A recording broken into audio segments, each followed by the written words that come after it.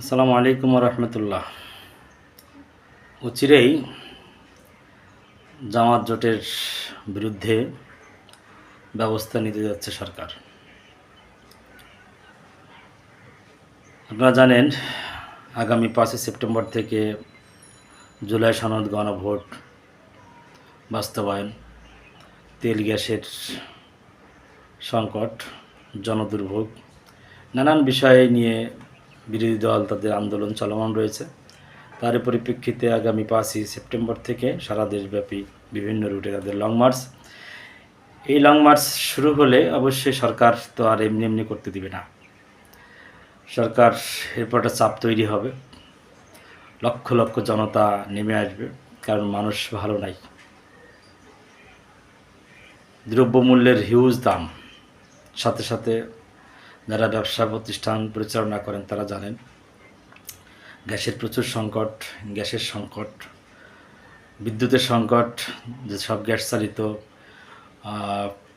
Factory আছে সেসব কারখানা অধিকাংশ ম্যাক্সিমাম সময় বন্ধ থাকে। বিদ্যুৎ চালিত যেগুলা বিদ্যুতের উপর ডিপেন্ডেবল, তারা ম্যাক্সিমামই তাদের নিজস্ব ডিজেল চালিত জেনারেটর দিয়ে তাদের কার্যক্রম পরিচালনা করে। এতে ব্যয় প্রচুর পরিমাণ বেড়ে গেছে। সেক্ষেত্রে নিত্যপণ্যের দামও বেড়ে যাচ্ছে। সরকার নির্বিকার, এক এক মন্ত্রী এক এক কথা বলে। এক মন্ত্রী বলে যে 2 বছর সময় লাগবে, আর এক মন্ত্রী বলে আমাদের কিচ্ছু করার নাই। তাহলে আপনার ক্ষমতায় আছেন কেন? কিছুই যদি করারই না থাকবে, আপনাদের ক্ষমতা থেকে লাভ কী? জনগণকে আপনাদের রাখবে? দর্শক, এই যদি অবস্থা হয় 5 সেপ্টেম্বর থেকে যখন লং মার্চ শুরু হবে, এই লং মার্চে প্রথম দেখবেন যে তাদের দলীয় কেউ সামসারা, ওই যে মুফতি আমির হামজাকে দেখছেন না, নাম সর্বস্ব গণধিকৃত, যাদের নেতা আছে, কর্মী নেই, সভাপতি আছে, সেক্রেটারি কি কেউ জানে না, সেক্রেটারি এক দলে যে বিলীন হয়ে গেছে। এই ধরনের দলের কিছু লোকজন দিয়ে প্রথমে বিএনপি সরকার হামলা করবে, তারপরে একটা জটিল পরিস্থিতি তৈরি করবে, প্রশাসন বাধা দিবে, প্রশাসন বিভিন্ন জায়গায় আক্রমণ করবে, এরপরে প্রশাসন কিছু মানুষকে ধরবে।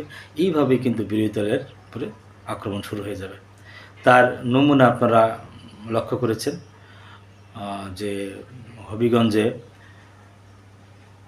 সেই মাহাদি আমিন, বৈষম্য বিরোধী ছাত্র আন্দোলনের সদস্য সচিব মাহাদি আমিন, তারা বৈষম্য বিরোধী ছাত্র আন্দোলনের ব্যানারেও না, এটা ছিল সাধারণ ছাত্র জনতার ব্যানারে, যেটা গ্যাস বিদ্যুৎ মানুষের জনদুর্ভোগের লাঘবের উদ্দেশ্যে তাদের একটা মিছিলের প্রস্তুতি চলছিল। সেখান থেকেই তাকে গ্রেফতার করা হয়েছে। বলা হচ্ছে যে এটা জনগণের দুর্ভোগ এবং আপনার প্রশাসনের অনুমতি নাই, এই কথা বলেই তাকে গ্রেফতার করা হয়েছে। এটা অশনি সংকেত। এটা হাসিনা করছিল অনেক পরে এসে, কিন্তু বিএনপি সরকার যেটা শুরু করেছে, বিএনপি সরকারের কোনো সফলতা এখনও পর্যন্ত দৃশ্যমান কিছু দেখা যায় না। বিএনপি সরকারের সফলতা, প্রধানমন্ত্রী যাবেন, হাত উঁচু করবেন, প্রধানমন্ত্রী বিভিন্ন জায়গায় যে ওপেনলি ঘুরবেন, এইগুলা, এই যে আগলা পীড়িত, এই আগলা ভালোবাসা দিয়ে তো আর একটা দেশ চলতে পারে না। আপনি দেশের মানুষের জন্য 6 মাসে কী করলেন? 180 দিনের সফলতা কি আপনার?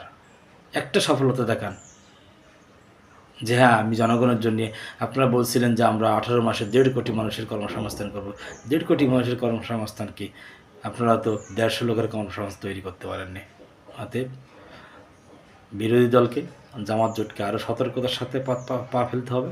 সরকার কিন্তু আপনাদের ছাড়বে না। সরকার সেই লাইনেই তারা হাঁটতেছে এবং হাঁটতে যাচ্ছে।